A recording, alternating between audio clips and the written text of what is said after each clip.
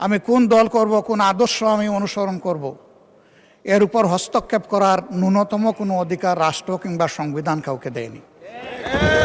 আমি এটার তীব্র নিন্দা জানাই। যার মগজ যেরকম তার কনক্লুশন হবে সেই।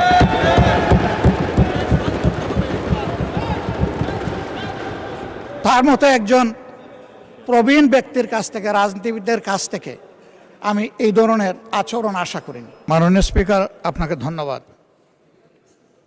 আমি শ্রদ্ধা রেখেই বলতে চাই, মাননীয় সংসদ সদস্য বয়সে আমার বড়, তিনি মুক্তিযুদ্ধে তার অবদান সব কিছুই বলেছেন, কিন্তু নিজের অবদান বলতে গিয়ে আরেকজনের অবদানের উপরে হাতুড়ি পিটানোর অধিকার কাউকে দেওয়া হয়। তিনি পার্সোনালি আমাকে হার্ট করেছেন। তিনি বলেছেন যে আমি বলে থাকি আমি শহীদ মুক্তিযোদ্ধা পরিবারের সদস্য, তাহলে ইনি এটাকে চ্যালেঞ্জ করছেন। 2 নম্বর, উনি বলেছেন কোনো মুক্তিযোদ্ধা কিংবা শহীদ মুক্তিযোদ্ধা পরিবারের কেউ জামাত ইসলামী করতে পারে না। তাহলে উনাকে জিজ্ঞেস করে করা লাগবে? এটি আমার নাগরিক অধিকার। আমি কোন দল করব, কোন আদর্শ আমি অনুসরণ করব, এর উপর হস্তক্ষেপ করার ন্যূনতম কোনো অধিকার রাষ্ট্র কিংবা সংবিধান কাউকে দেয়নি। আমি এটার তীব্র নিন্দা জানাই। আমার আইডেন্টিটি নিয়ে প্রশ্ন করা হয়েছে, এটা গুরুতর অপরাধ করেছেন উনি।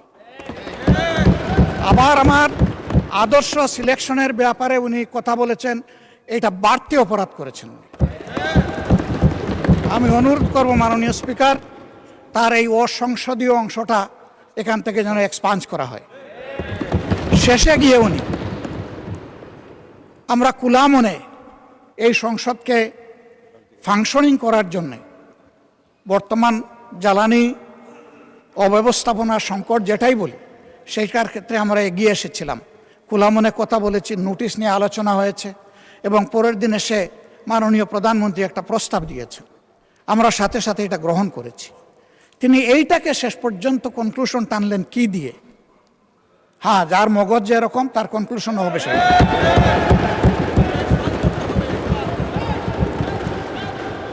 তার মতো একজন প্রবীণ ব্যক্তির কাছ থেকে, রাজনীতিবিদদের কাছ থেকে আমি এই ধরনের আচরণ আশা করিনি।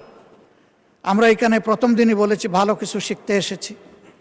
কাউকে হিট করা, গালি দেওয়া, এর মাধ্যমে বড় কিছু অর্জন করা যাবে না। কিছু গোলাবাজি হতে পারে বড় জোর, কিন্তু তার চাইতে বেশি কিছু হবে না। আর সাধারণত যুক্তি যখন ফুরিয়ে যায়, মাথা তখন গরম হয়ে যায়। একটা প্রবাদ আছে, রেগে গেলেন তো হেরেই গেলেন। আমরা সবাই মিলে হারতে চাই না, আমরা সবাই মিলে জিততে চাই।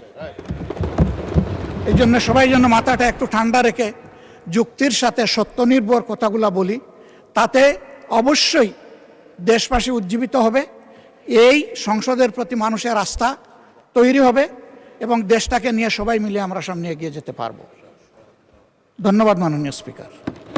ধন্যবাদ মাননীয় বিরোধী দলের নেতা।